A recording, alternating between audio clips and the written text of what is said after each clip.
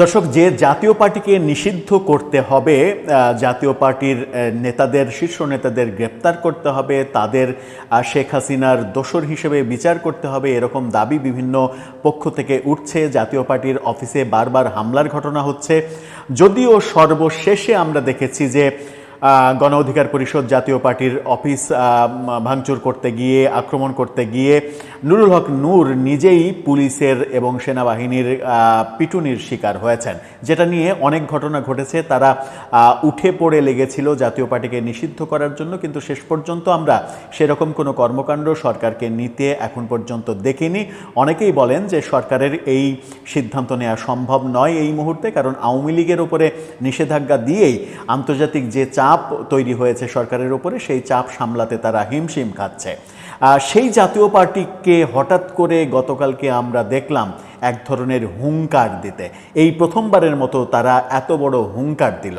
এই হুঙ্কারের শক্তিটা কোথায় থেকে পেলেন জাতীয় পার্টির চেয়ারম্যান জিএম কাদের, সেটা একটা বড় প্রশ্ন। তিনি একেবারে সরাসরি বললেন যে তাদের দল এবং আওয়ামী লীগকে ছাড়া কোনো নির্বাচনই হতে দেয়া হবে না। এটা একটা বড় কথা, কিন্তু এই বড় কথা বলে এই মুহূর্তে তাদের দলের এবং আওয়ামী লীগের যে অবস্থা, তাতে করে তিনি টিকে থাকতে পারবেন কিনা এটা নিয়ে যথেষ্ট সন্দেহ রয়েছে।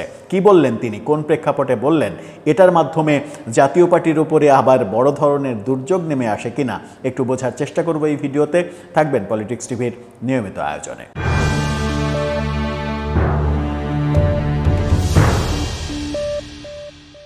দর্শক, বলছিলাম জাতীয় পার্টির চেয়ারম্যান জিএম কাদের রীতিমতো হুঙ্কার ছেড়েছেন।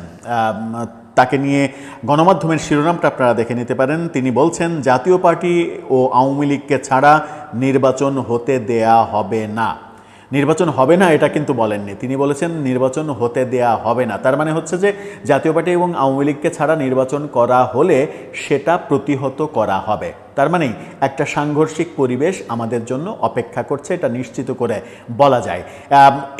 এই কথা বলার জন্যেও তিনি নতুন করে বিপদে পড়েন কিনা, কিংবা তার নামে নতুন করে মামলা দেয়া হয় কিনা, সেটাও এখন ভেবে দেখা যেতে পারে বোধহয়, কিংবা সেটাও একটা বড় ভাবনার ব্যাপার হতে পারে।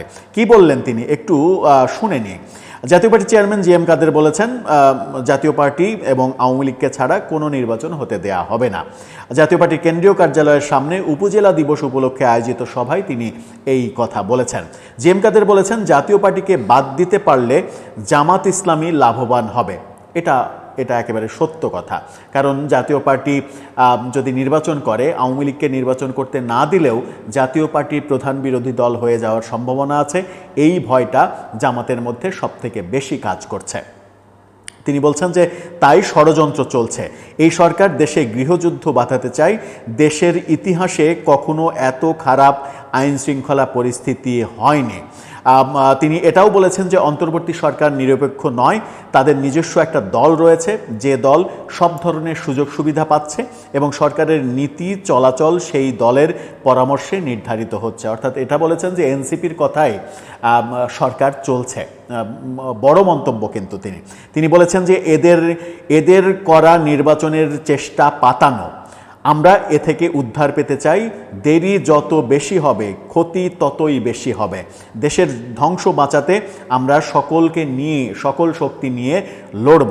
জিএম কাদের আরও বলেছেন যে ভোটের জন্য শেখ হাসিনাকে ফ্যাসিবাদী বলা হচ্ছে, সেই ভোটও তারা আয়োজন করতে চায় এবং পরিস্থিতি আরও ভয়ঙ্কর আকার নিতে পারে। অর্থাৎ তিনি বোঝাতে চেয়েছেন যে একপাক্ষিক ভোটের কারণে শেখ হাসিনাকে ফ্যাসিবাদী বলা হচ্ছে, সেই একপাক্ষিক ভোট আবার এই সরকার করতে যাচ্ছে, তাহলে পার্থক্যটা কোথায় হলো। তিনি নির্বাহী আদেশের মাধ্যমে কোনো দল, বিশেষত আওয়ামী লীগকে বাদ দেওয়ার পরিকল্পনাকে অকুস্থ করাও তো বলেন এবং বিচার প্রক্রিয়া কার্যকর করে অপরাধীদের দণ্ড নিশ্চিত করারও পরামর্শ দেন। বলেছেন যে যারা অপরাধী তাদের বিচার করেন, সমস্যা নেই, কিন্তু দলকে নির্বাহী আদেশে কিভাবে নিষিদ্ধ করেন। গণতন্ত্র, আইন শৃঙ্খলা ও অর্থনীতির বর্তমান পরিস্থিতি নিয়ে জিএম কাদের উদ্বেগ প্রকাশ করেছেন। দেশে গৃহযুদ্ধের পরিস্থিতি তৈরির প্রচেষ্টা চলছে এমন মন্তব্যও করেছেন।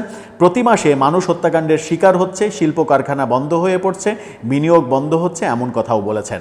দেশ দুর্ভিক্ষের দিকে ধাবিত হচ্ছে। কেউ মনে করছেন দুর্ভিক্ষ ইতিমধ্যেই শুরু হয়েছে। টিসিবির ট্রাকের পেছনে দীর্ঘ লাইনের কথা তুলে ধরে জনজীবনের যে কষ্ট, সেই কষ্টের চিত্রটাও তিনি উল্লেখ করেছেন। এরশাদ প্রসঙ্গেও কথা বলেছেন। নির্দলীয় নিরপেক্ষ তত্ত্বাবধায়ক সরকারের দাবিও তিনি করেছেন, যদিও মানে এই তত্ত্বাবধায়ক সরকারের ব্যাপারটা এরশাদ পতনের পরেই বাংলাদেশে শুরু হয়েছিল। এরশাদের স্বৈরশাসনের ফলে মানুষ অতিষ্ঠ হয়ে সবাই মিলে যে আন্দোলন করেছিল, এরশাদ পতনের পরেই আমরা তত্ত্বাবধায়ক সরকার ব্যবস্থা দেখেছিলাম। কিন্তু তার এই যে হুঙ্কার, যে জাতীয় পার্টি এবং আওয়ামী লীগকে বাদ দিয়ে যদি নির্বাচন করার চেষ্টা করা হয় তাহলে সেটা করতে দেয়া হবে না এবং সেটা প্রতিহত করা হবে, এটা একটা মারাত্মক মন্তব্য। আমার মনে হয় যে এই মন্তব্য করার জন্য জাতীয় পার্টির নিষিদ্ধ যারা চায় তারা এবার আরও বেশি উঠে পড়ে লাগবে। এমনও বললে আমার মনে হয় যে অবাক হওয়ার কিছু থাকবে না, যে এই প্রতিহত করা মানে এটা দেশবিরোধী ষড়যন্ত্র, রাষ্ট্রদ্রোহী এক কর্মকাণ্ড, তার বিরুদ্ধে রাষ্ট্রদ্রোহ মামলা হয়ে গেলেও অবাক হওয়ার কিছু থাকবে না। তবে তিনি একটা বাস্তবতা বলেছেন, সেটা হচ্ছে জাতীয় পার্টিকে নির্বাচনের বাইরে রাখলে কারো কারো নিশ্চিত করেই রাজনৈতিকভাবে লাভ হবে, সুতরাং তারা তাদের রাজনৈতিক কর্মকাণ্ড চালাবে, এটাই স্বাভাবিক।